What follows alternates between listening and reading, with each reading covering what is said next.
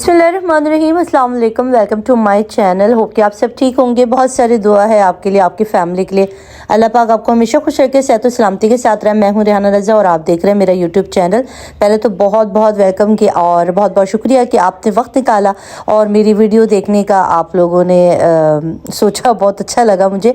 तो आज की जो वीडियो है उसके अंदर बात करेंगे एक ऐसे दो लोगों की, एक नहीं है दो लोग, जिनको यूके ने डिपोर्ट किया। क्यों डिपोर्ट किया, क्या हरकत कर रहे थे, क्या शर्मनाक हरकत कर रहे थे।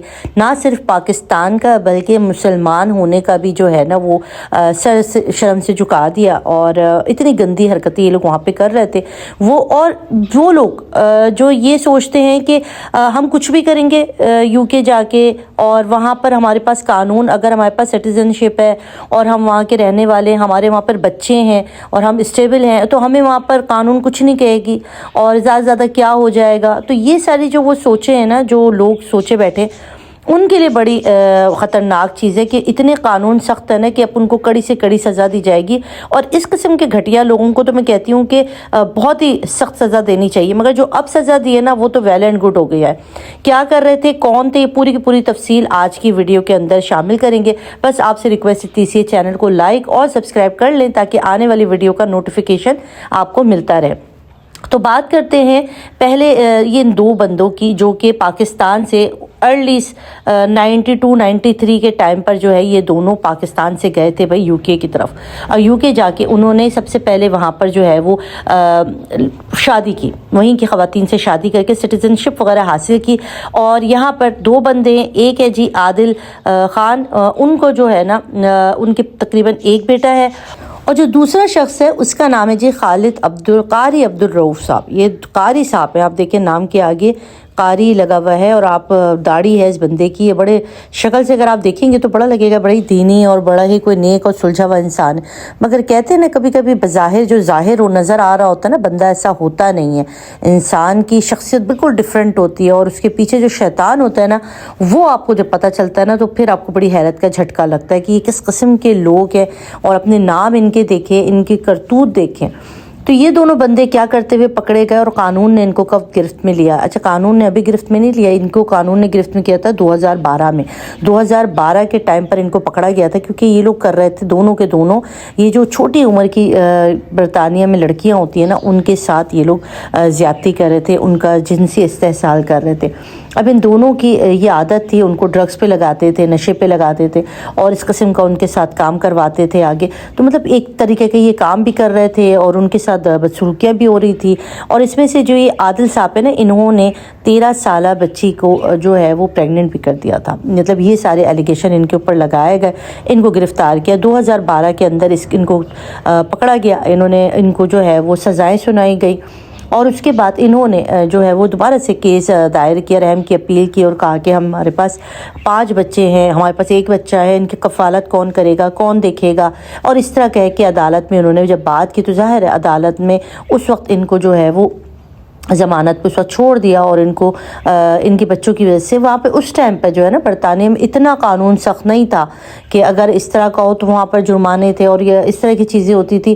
तो बड़ी बचत की बड़ी चीज़ें थी। अगर अब का अगर कानून देखें और पिछले आज से 8-10 साल पुराना कानून देखें तो बहुत ही नरमी थी। उस वक्त इतनी बात पे डिपोर्ट भी नहीं किया जाता था। आप देखेंगे कि बहुत ज़्यादा इतनी सख्तियाँ नहीं थी, मगर जो अब सख्तियाँ हैं तो इनको छोड़ा हुआ था। मगर ये दोनों जो है ना अपनी रवश पे कायम रहे और इनको एक तो काफ़ी टाइम ये लोग रह रहे थे और क्रिमिनल माइंड था दोनों का, तो इनको तमाम की तमाम कानूनी पेचीदगियाँ पता थी कि कैसे रास्ता निकालना है या कैसे बच के निकलना है।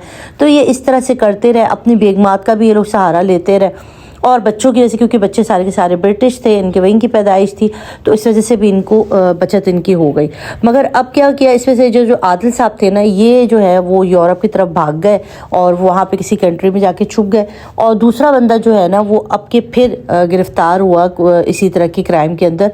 अब अदालत ने इन दोनों बंदों को जो है वो डिपोर्ट कर दिया, क्योंकि वहाँ की अदालत में आपको पता होगा अब जो कानून आया है उसमें उन्होंने ये बात मेंशन की है कि आखिर हम ان کو کیوں رکھیں اپنی جیلوں کے اندر, کیوں ہم ان کے خرچے لیں, کیوں ہم ان کو کھانا پینا دیتے رہیں, ان کی تمام چیزیں, جبکہ یہ ہے تو کسی اور ملک کے باشندے. اگر ہم نے ان کو سٹیزن شپ دے بھی دی تھی یا یہ تھے بھی, تو یہ ہمارے ہی ملک میں رہ کر ہمارے ہی ملک کی خلاف ورزی کرتے ہیں. اور یہ جو قاری صاحب ہیں نا, اب آپ ان کے حلیہ اگر آپ کو میں دکھا دیتی نا, اگر میں ان کے بارے میں آپ کو تھوڑا بتاؤں, آپ ان کو دیکھیں گے اور ان کے بچے دیکھیں گے نا, آپ حیران ہو جائیں گے کہ ان کی کرتوت. یہ اس قسم کے لوگ ہیں جو کہ نہ صرف پاکستانیوں کا بدنام کرتے ہیں, وہاں پہ رہنے والے پاکستانی بھی شرمندہ ہوتے ہیں جب اس طرح کے کیس ہائی لائٹ ہوتے ہیں اور میڈیا کے اوپر آتے ہیں. اور نہ صرف جب پاکستان میں اس طرح کے کیس ہم لوگ سنتے ہیں تو ہمارے بھی سر شرم سے جھکتے کہ ایز اے پاکستانی باہر جا کے آپ لوگ کیا کر رہے ہیں. آپ کی اب یہ تو آپ دیکھیں سٹیزن شپ جن کے پاس ہے نا, یہ ان کے کرتوت ہیں.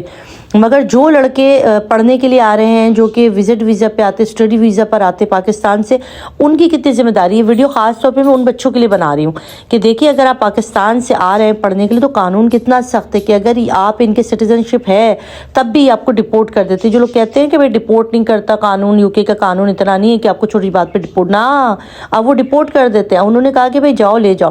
اچھا, جب 2012 میں ہوا تھا نا, تو تب پاکستان نے جو ہے وہ ان کو لینے سے منع کر دیا تھا. کہا تھا کہ بھائی ان کی تو سٹیزن شپ نہیں ہے, اور انہوں نے اپنے پاکستانی پاسپورٹ پھاڑ دیے تھے.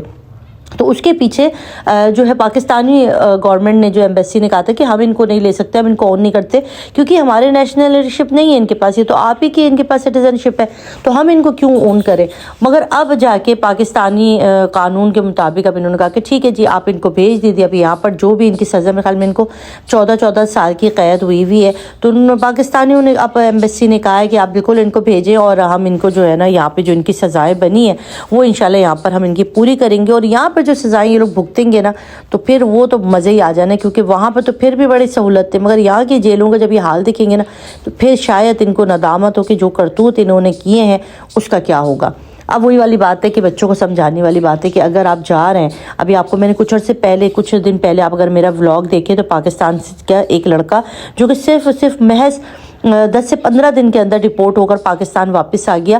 پڑھنے کے لیے گیا تھا, کتنا ماں باپ نے پیسہ زیورات بیچے, زمین بیچی, کیونکہ یہاں سے جو لوگ پڑھنے یو کے جاتے ہیں کم سے کم جو خرچہ آتا ہے 40 سے 75 لاکھ روپے ہے, کیونکہ وہاں پہ سیمسٹرز کی فیس, سارا رہنا شہنا, یہ سارا کچھ ملا کے آپ کا 40-45 لاکھ کہیں نہیں گیا. تو اس لڑکے کو بھی بھیجا تھا ماں باپ نے پڑھنے کے لیے, مگر وہاں جاتے اس نے جو ڈیٹنگ ایپ پر سے جو ہے وہ چھوٹی عمر کی لڑکیوں کے ساتھ ڈیٹنگ کرنا شروع کیا, وہاں پر یہ ساری حرکتیں شروع کی.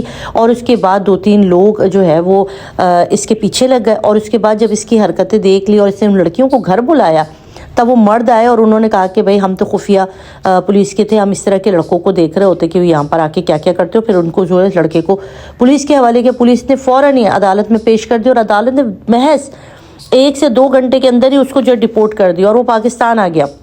اب آپ دیکھیں کتنی بدنامی خاندان کی, پاکستان کی, سب کی. تو اس طرح کی جو بھی لڑکے جاتے سوچتے کہ ہم ڈیٹنگ ایپ پہ جا کے کوئی لڑکی وہاں پر پسند کر لیں گے, سٹیزن شپ ہو جائے گی, ہمارے خرچے وغیرہ بچ جائیں گے. تو بھائی یہ ذرا دیکھ داکھ کے کام کرے, ابھی سختیاں بہت زیادہ ہیں. ایک تو اول اس طرح کے کام کرے نہیں, محنت کریں, یہ شارٹ کٹ کے چکر میں جو ہے نا وہ آپ پہ ڈپورٹ ہی ہوتے ہیں. تو ابھی اتنے بڑے بڑے لوگ جو کہ اچھے خاصے بال بچوں والے, ان کو جب ڈپورٹ کر دیا گیا اور ان کے ساتھ یہ سلوک ہو تو پھر ظاہر سی بات ہے ہم کس کھیت کی مولی, آپ بچے کس کھیت کی مولی. تو خیال رکھا کریں اگر آپ جا رہے ہیں تو نہ صرف آپ کے ماں باپ کی عزت احترام, پاکستان کا نام, یہ سب کچھ آپ کے ساتھ ہے. تو آپ ضرور کامنٹ باکس میں بتائیے اپنا, کے بہت سے خیر, دعا میں یاد رکھیے گا. اللہ حافظ.